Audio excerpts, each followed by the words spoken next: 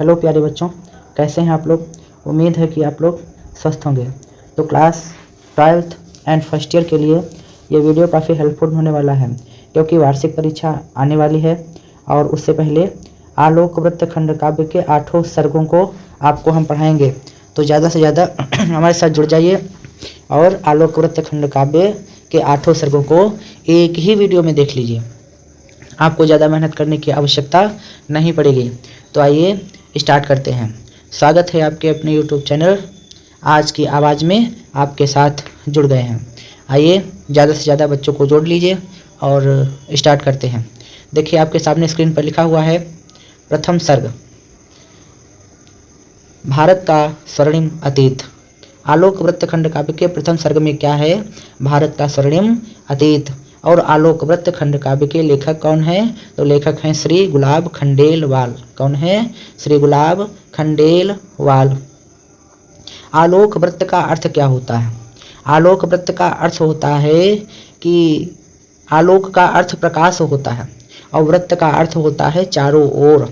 अर्थात यह पूरा का पूरा आलोक वृत्त गांधी जी के स्वतंत्रता प्राप्ति के पश्चात तक, अर्थात जन्म से लेकर स्वतंत्रता प्राप्ति के पश्चात तक घटनाओं का वर्णन है।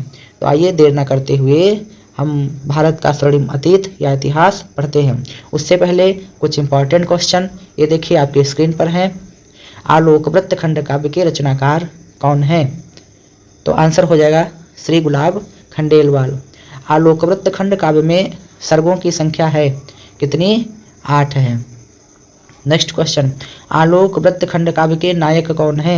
एक प्रश्न आपको देखने को अवश्य मिलेगा कि आलोक वृत्त खंड काव्य के नायक का चरित्रांकन कीजिए या चित्रण लिखिए। तो नायक कौन है? नायक हैं श्री महात्मा गांधी। तो गुलाब खंडेलवाल द्वारा रचित आलोक वृत्त खंड काव्य का कथानक आप देख रहे हैं, पूरे 8 सर्गों को आप देख रहे हैं। तो आइए देर न करते हुए हम स्टार्ट करते हैं। प्रथम सर्ग, भारत का स्वर्णिम अतीत अर्थात इतिहास। ऐसे ही आप नोट्स बनाइएगा और आपको अच्छे से समझ में आएगा। और अगर आलोक वृत्त खंड काव्य में कोटेशन नहीं है तो आलोक वृत्त खंड काव्य पूरा नहीं माना जाता है, इसीलिए नंबर आपके कट जाते हैं और वार्षिक परीक्षा में 5 अंकों का ये आता है। तो देखिए लिखा हुआ है, आलोक वृत्त खंड काव्य के प्रथम सर्ग में भारत के स्वर्णिम अतीत का वर्णन किया गया है। किसका वर्णन किया गया है? भारत के स्वर्णिम अतीत अर्थात इतिहास का वर्णन किया गया है। 1857 ईस्वी में स्वतंत्रता संग्राम में आंदोलन प्रारंभ होने के ठीक 12 वर्ष बाद 1869 ईस्वी में पोरबंदर में महात्मा गांधी का जन्म हुआ। गांधी जी के सुदृढ़ सात्विक चरित्र से दानविक एवं पाशविक शक्तियां भी डगमगा गईं। ब्रिटिश शासन, ब्रिटिश का मतलब होता है अंग्रेजी हुकूमत, सहम उठी। शासन के क्रूर अत्याचारों एवं दमन कार्यों से पीड़ित भारतीय जनता को गांधी जी की वाणी ने साहस, शांति एवं शक्ति प्रदान की। गांधी जी के रूप में भारतीय जनता को नया जीवन दान मिला। तो आप कोटेशन क्या लिखेंगे? कोटेशन आप लिखेंगे, अगर अभी आपने नहीं लिखा है तो आप नोट्स अभी बना लीजिए, बिल्कुल ऐसे ही आप लिख करके आइएगा। जैसे इन्वर्टेड कामा लगे हुए हैं और ये कामाज लगे हुए हैं, inverted commas, double inverted commas लगे हुए हैं, ऐसे ही आप लिखिएगा। तो कोटेशन क्या होगा? सबसे मनोहर था सनातन देश जो, सबसे पुरातन पूर्ण वैदिक सभ्यता, जिस भूमि पर फूली फली फूटी जहाँ से प्रथम किरणें ज्ञान की। क्या लिखेंगे? सबसे मनोहर था सनातन देश जो, सबसे पुरातन पूर्ण वैदिक सभ्यता, जिस भूमि पर फूली फली फूटी जहाँ से प्रथम किरणें ज्ञान की। तो ये आपके सामने रहा प्रथम सर्ग। अब आप दूसरा सर्ग देखेंगे। एक ही वीडियो में हम आपको 8 सर्गों का रिव्यू करवाएंगे और उसके बाद आपकी जिम्मेदारी बनती है कि चैनल को ज़्यादा से लाइक, सब्सक्राइब एंड शेयर कीजिए, ताकि वार्षिक परीक्षा इंटरमीडिएट फर्स्ट ईयर 2024-25 के पहले ये वीडियो सभी तक पहुंच जाए। तो दूसरे सर्ग में देखिए लिखा हुआ है, द्वितीय सर्ग में गांधी जी का प्रारंभिक जीवन अर्थात गांधी जी के प्रारंभिक जीवन पर प्रकाश डाला गया है द्वितीय सर्ग में। तो देरी न करते हुए प्रारंभ करते हैं। समय बीतते बीतते अर्थात गांधी जी के जन्म के पश्चात समय बीतते बीतते गांधी जी युवक हो गए, युवावस्था में प्रवेश कर गए। उनका विवाह उनकी पत्नी कस्तूरबा के साथ संपन्न हुआ। उनके रुग्ण पिता का स्वर्गवास हो गया। रुग्ण मतलब होता है रोगी। स्वर्गवास हो गया, परंतु उनकी मृत्यु के समय गांधी जी के पिता के पास भी न रह सके। गांधी जी उच्च शिक्षा के लिए इंग्लैंड चले गए। गांधी जी की माता को यह डर था कि उनका पुत्र विदेश में जाकर वहां के वातावरण से प्रभावित होकर मांस मदिरा का सेवन न करने लगे। अतः गांधी जी के विदेश गमन के समय अर्थात विदेश जाने के समय उन्होंने अपने पुत्र से वचन लिया। और ये कोटेशन आप अगर लिख दोगे तो कोई भी नंबर काट नहीं सकता है। कौन सा कोटेशन है? मध्य मांस मदिराक्षी से बचने की शपथ दिलाकर माने तो दी विदा पुत्र को मंगल, तिलक लगाकर। क्या लिखा? मध्य मांस मदिराक्षी से बचने की शपथ दिलाकर माने तो दी विदा पुत्र को मंगल, तिलक लगाकर। ये कोटेशन आप लिखेंगे और उसके बाद भी आप दूसरे सर्ग में लिखेंगे, इंग्लैंड में सात्विक जीवन व्यतीत करते हुए, सात्विक मतलब होता है साधारण, साधारण जीवन व्यतीत करते हुए भी एक दिन पोर्ट स्मिथ शाकाहारी सम्मेलन में, कालीपन का प्रयोग करिएगा इसमें, जो लिखा हुआ है पोर्ट स्मिथ शाकाहारी सम्मेलन में सम्मिलित होने गए। वहां वे एक कलुषित स्थान पर पहुंच गए, परंतु प्रभु की कृपा से ही वे अपने चरित्र को कलुषित होने से बचा सके। अपनी शिक्षा समाप्त कर गांधी जी भारत लौट आए, परंतु वे जब भारत पहुंचे तो उन्हें अपनी माता जी की मृत्यु का समाचार सुनकर अत्यधिक कष्ट हुआ। तब उन्होंने कहा, क्या कहा? माँ नहीं पर मातृभूमि तो है। देखिए कितनी अच्छी नोट्स बने हुए हैं। इन्वर्टेड कामा का प्रयोग किया गया दोनों तरफ, और ब्लैक पेन का यूज़ किया गया, और ऊपर ब्लू पेन का यूज़ किया गया। माँ नहीं पर मातृभूमि तो है। उसके बाद आप तृतीय सर्ग को देखेंगे।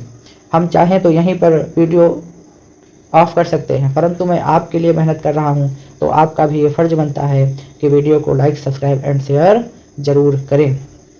तो तीसरे सर्ग में देखिए, तीसरे सर्ग में लिखा हुआ है अफ्रीका प्रवास। स्टार्ट करते हैं। तृतीय सर्ग में क्या है? अफ्रीका प्रवास है।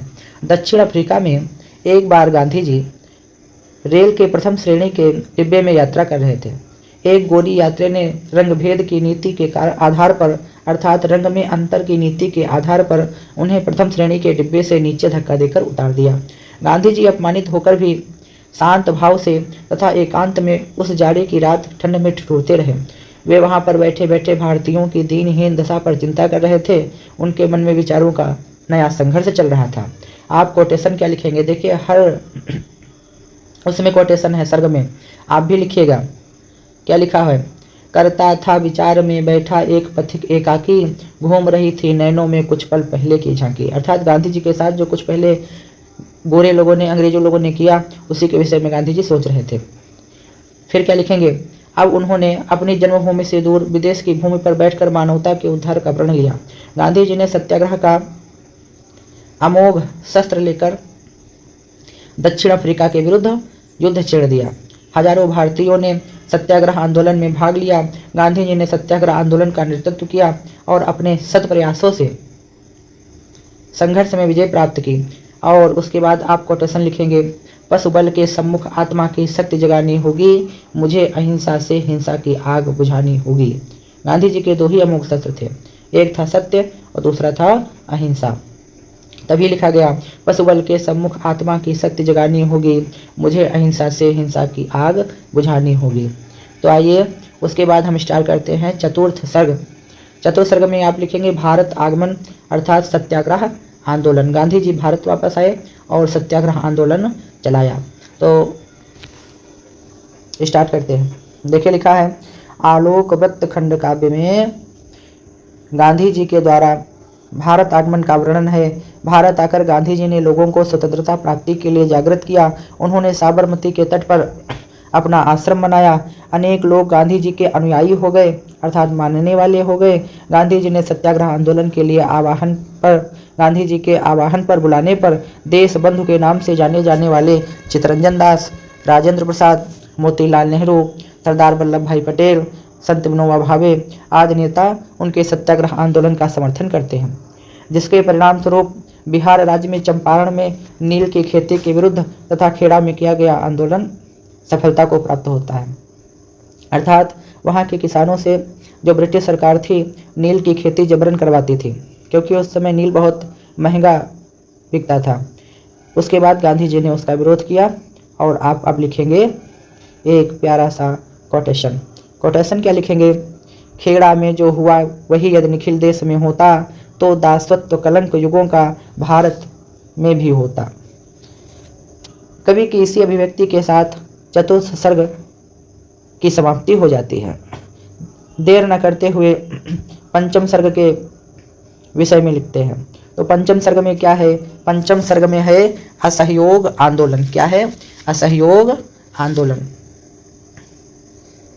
देखिए कितने अच्छे नोट्स बने हुए हैं, आप भी ऐसे ही नोट्स बनाएंगे।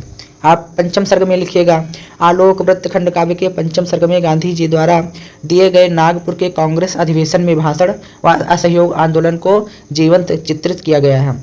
चौरी चौरा की धारणा के पश्चात, धारणा नहीं घटना लिखा है, घटना के पश्चात गांधी जी ने अपना आंदोलन स्थगित कर दिया, अर्थात बंद कर दिया, परंतु अंग्रेज सरकार उन्हें गिरफ्तार करने से बाज नहीं आई।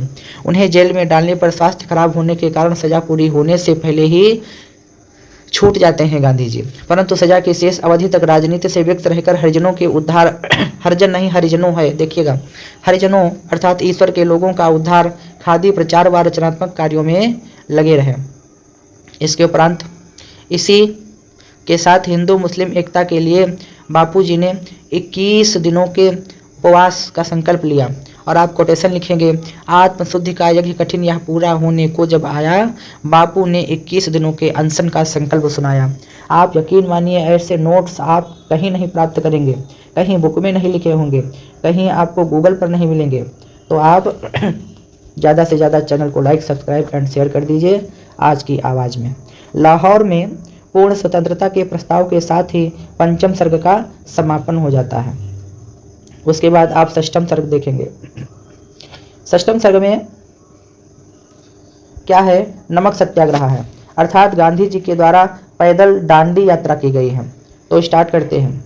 आलोक वृत्तखंड काव्य के षष्ठम सर्ग में अंग्रेजों के द्वारा नमक पर लगाए गए कर के विरोध में गांधी जी द्वारा किए गए आंदोलनों का चित्रण किया गया है। अंग्रेजों के द्वारा लगाए गए नमक कानून को तोड़ने के लिए पूज्य गांधी जी ने समुद्र तट पर स्थित दांडी नामक स्थान तक की पैदल यात्रा 24 दिनों में पूरी की।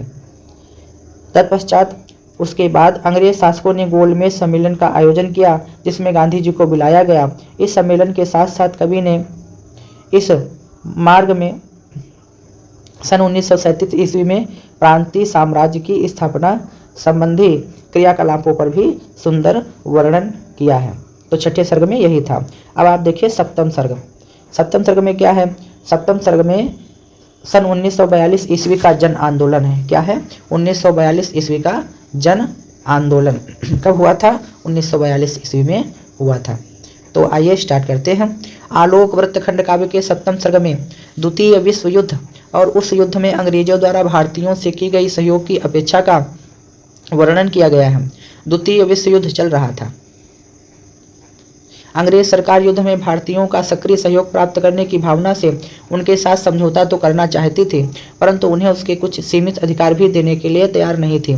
क्रिप्स कमीशन की असफलता के पश्चात गांधी जी ने सन 1942 ईस्वी में भारत छोड़ो आंदोलन छेड़ दिया। संपूर्ण देश में विद्रोह की ज्वाला धधक उठी।